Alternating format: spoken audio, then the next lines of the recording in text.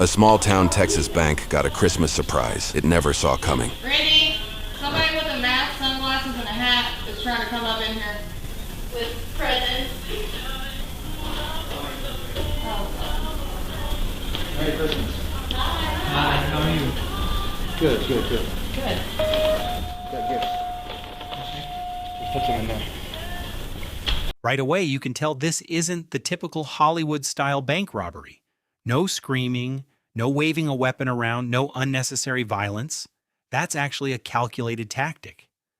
Many robbers believe that staying calm reduces panic, lowers the chance someone fights back, and can even influence how witnesses remember them. But here's the irony. The calmer you act, the more people focus on the little details. Your voice, your walk, even your shoes. And as you'll see later, those tiny details end up becoming his biggest mistake. Nothing funny, no big hurt. Pull it up. Medical call 1718 open. I'll know as soon as somebody does something. Once I leave, no worries. Where are you on the computer? They won't let you do it while I'm doing it.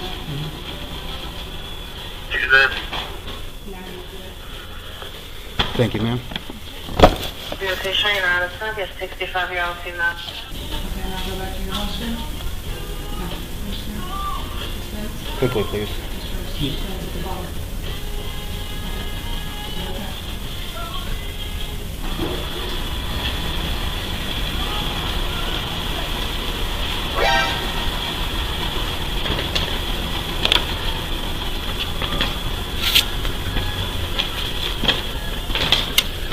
Sorry for the distress.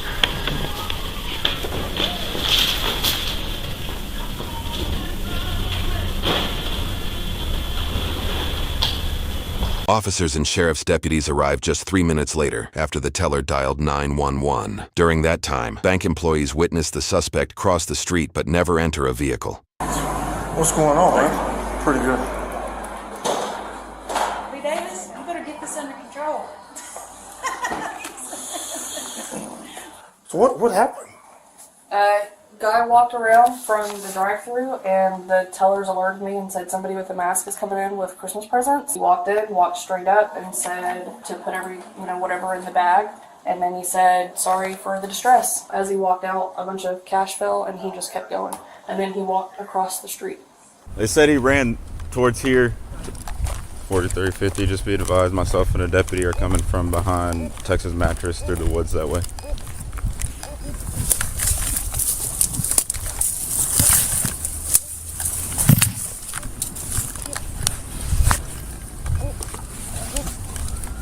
He would have had to ran somewhere back here.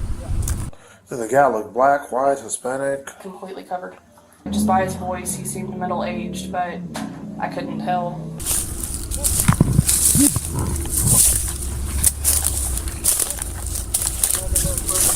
Oh,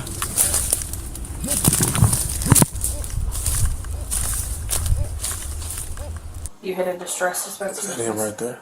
And it only dispenses X number of bills. The male subject was wearing a Christmas hat, looks like some black tennis shoes with white bottoms. I've got a few. I can't tell if these are animal prints or maybe. Looks like the top part of a shoe. You see if they were... Yeah, that's a shoe. That means he went across. He had to have a car over there. He just... Do we know an amount yet? That's what she just printed out. 6,000. 6,000? Mm-hmm. That's our emergency dispenser. Hey. He honestly had to, because I was right here. I was at the car wash on 11th. So he had to go straight through. Here's a... Why do I feel like I know him, B? I don't know. He sounded familiar.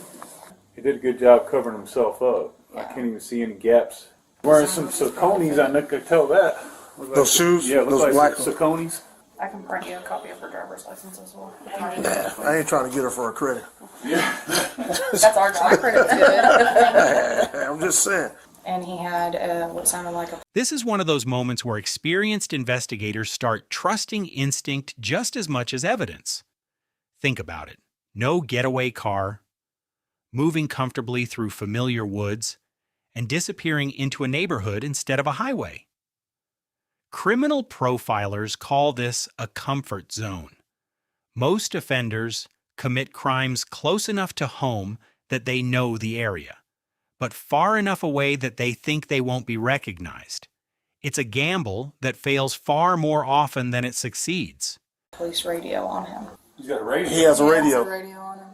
Like what kind of radio? Like it sounded like y'all's. Now here's where modern policing completely changes the game. Years ago, detectives would have spent weeks chasing anonymous leads. Today, one Facebook post can reach thousands of local eyes in minutes. Suddenly, every resident becomes another potential witness. And all it takes is one person saying, "Wait a second, I know that guy." That's exactly what's about to happen. Good. He's got a scanner. Kudos to you for remembering where emergency dispense is. We just talked about that the other day. Really? Yeah, I'm just extra Okay. cool. All right, I'll go buy a USB and then... Ain't nothing wrong with being extra cool. Whenever I have There's it. 3 exactly on the floor. I'm sorry? There was 3 exactly on the floor. So you got away with 3? Yeah. So it's 3,000 We on the both- floor? It was we 3,000 both exactly on the dispensed floor. 3,000 immediately. Okay. Was So like, 6,000. We got like a Christmas flowery bag in the middle of the woods. Tell him not to touch it. So he's on foot. He don't even have a car. Man, I don't know. Huh? He may have a car somewhere, but he didn't keep it, and their cameras cut off to see if he went over to AutoZone or something, but I don't think his car is anywhere around here. I think he's that much on foot. it's the shoes that we're going to get him with. Because that suit, he can ditch real quick. Yeah, but the The shoes. shoes is what's going to get him. There's no way that you're going to show up at a place and not be from here. Did you catch that? Statements like these become incredibly important during an investigation. When someone predicts they'll eventually die in a confrontation with police, detectives don't just brush it off, they document it. It can reveal mindset, intent, and even help explain later actions. Whether he meant it seriously or was simply talking tough, those words suddenly carried a lot more weight once officers showed up at his front door. And be on foot and not have any help to get out the way. It got to be somebody with. The officer's hunch was supported by the fact that beyond the wooded area where the suspect was last seen, there is a large residential neighborhood in the heart of town. Huntsville Police Department circulated the suspect's photo on Facebook, and 4 days later, they received a break in the case. David, I knew him from working with him a lot in Mexico. He was the kitchen manager up there. That's how I knew him to begin with. So we were hanging out a lot at that time, and I noticed hanging out with him, I figured out real quick, kleptomaniac. Like, he would be stealing random, and I'd be like, "What are you doing? Why are you doing that?" You know, he would be stealing stuff all the time. And then, shortly after that, he had robbed the college. And he came and told me about it. I was like, "What?" And then I was like, "Well, you gotta go do that stuff back." He's sober, that's the part. He's sober, he's just crazy. But he brought up right away the very big situation. Like, with the robbery, asked if I heard about it, and I had actually lied to him. I said, no, I hadn't heard about it. So he could tell me about it, just to see what he'd say. Anyways, one of the things, like I said, on the news outlets that I read, I've read a bunch of them on different pages, like the Huntsville Item. One of the things that he mentioned was like how the robber came up to the bank. Okay, well that's not in the description at all. That Santa Claus hat, he got it from La Mission 2 years ago. La Mission had during the Christmas when the restaurant opened. He had bought a bunch of Santa Claus hats for everyone working there during the holiday season. Cool. Yeah, right? In fact, if you don't mind if I show you real quick on his Facebook, he's wearing that hat.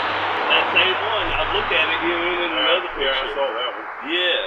Now, I'm not saying 100%. You know, this could all be coincidence, but it'd be a hell of a coincidence. He said either my life's going to end growing this garden or it's going to end with a shootout with the cops. And I'm like, where did that come from? I was like, what are you talking about? He said that his life's going to end with a shootout with the cops? That's what he said, that or with his garden or a shootout with the cops. I've seen this guy get in a fight at a bar, but he didn't fight. He just let the guy beat him up. For nearly 3 hours, undercover sheriff's deputies in plain clothes surveilled David's home about a quarter-mile away from the bank, while officers acting as backup waited down the street for the deputies to make their move. Ryan, where are you? Has he got him on the porch? I think so. The guy keeps staring at him. Yeah, Ringo already jumped out. Oh, yeah, I did.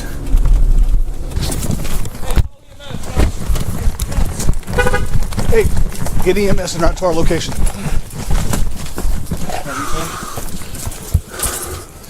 Good, bud.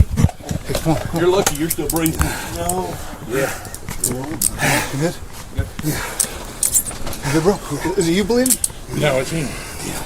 Double lactation. 14th Street, white male bleeding from the face. Pull your knees under. There we go. I'm gonna stand you up. Jenkins, is everybody secure? Listen to me. You're going to cooperate if we walk down here. You understand me? Don't not cooperate. Get a mark unit that we got one. Okay. Police department, hey, hands up! Hands up! Hands up! Stand up! He doesn't know anything about this. Okay, shut the f up. Stand up. Come to me. Get him acting behind us. Come to me. This is the exact moment this case stopped being just a robbery. The instant a suspect attempts to take an officer's firearm, the legal consequences become dramatically more severe. Officers are trained to view that as a potentially deadly escalation, because if that weapon changes hands, every officer on scene is suddenly at extreme risk. That's why you hear the urgency, the shouting, and the overwhelming force. At that point, nobody is taking chances. Okay, I'm passing to you. When you're on? Do you respond to news number on clear at 1260? Clear back here. Okay. I'm gonna plug this. Okay, you got it.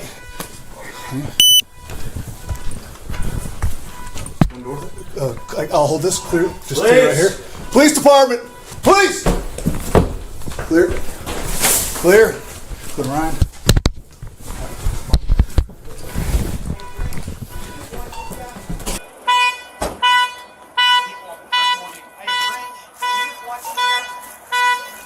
haven't been passed yet.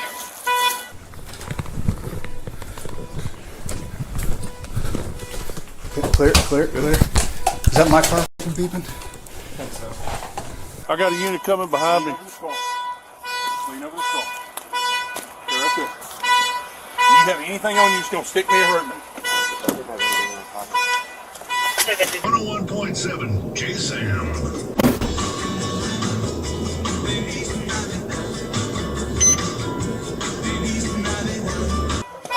What's going on? Not much. Came to see a friend.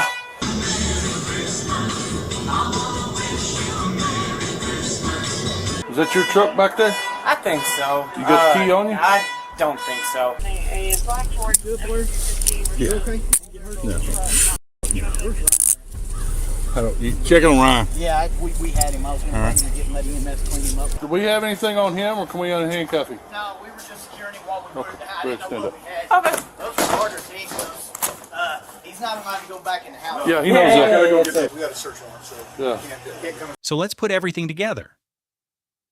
He planned the disguise, planned the escape route, even carried what sounded like a police scanner, but he couldn't plan for human behavior, a familiar voice, recognizable shoes, local knowledge, community tips, and coordinated law enforcement all stacked against him.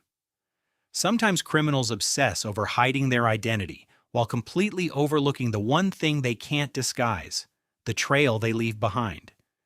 And that's exactly why this robbery lasted only minutes, but earned him years behind bars. Yeah. Dude, tell all his friends he got swatted for real. I hit the gun, got it off him, got the gun, and got the gun under my heel. At that point, Ringo got me. Ringo came up there. I came up here. I was on the rifle. He was on the pistol. So Ringo came up and he stepped up. I'm like, hit on there. Came around. All right, take a seat. Raise your hand.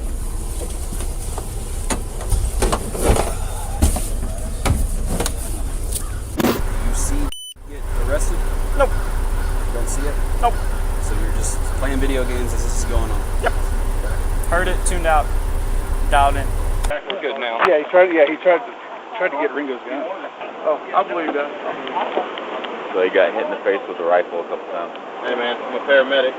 I apologize. We were coming. I know y'all were, man. I know right y'all. Man, there. we got made. There's nothing else we could do. I know. Suspect, identified as 36-year-old David Rodriguez, was taken to a hospital 40 minutes away due to his injuries. After he was medically cleared for booking, he was transported back to Walker County Jail and charged with 2 counts of robbery, 2 counts of aggravated assault against a peace officer, taking a weapon from an officer, and resisting arrest. In all, his bail totaled just over $1 million. The 2 charges of aggravated assault against a peace officer were dismissed. However, he was found guilty of taking a weapon from an officer and both counts of robbery. He was sentenced to 15 years in prison, which he is currently serving at the Gibb Lewis unit. David went up for parole in 2025. However, the Board of Pardons and Parole denied his release due to the nature of his offense, his previously unsuccessful periods of community supervision, and his criminal history, which included multiple convictions of public intoxication, theft, and burglary. David is up for parole review again in November 2028, but if denied, he could be in prison until 2038. David made the mistake of committing his crimes in a town with a diverse and extensive law enforcement presence, especially for a town with fewer than 50,000 people. Numerous local, state, and federal law enforcement agencies operate within city limits and frequently work in coordination with each other. For instance, Huntsville is also the headquarters of the Texas Department of Criminal Justice, which oversees the administration of all Texas prison facilities. TDCJ tracking dogs were deployed to sniff out David's trail after the robbery and pointed officers in the general direction of David's home. TDCJ also partners closely with Sam Houston State University, also located in Huntsville, which is home to one of the highest-ranked criminal justice programs in the country. Huntsville Police Department also maintains strong support within much of the community. The first investigator on scene after the robbery, Officer Broderick Davis, was honored at the Huntsville Item Reader's Choice Awards as the best law enforcement officer in 2023 and again in 2026. All of these factors add up to Huntsville, Texas, potentially being the worst small town in America to rob a bank.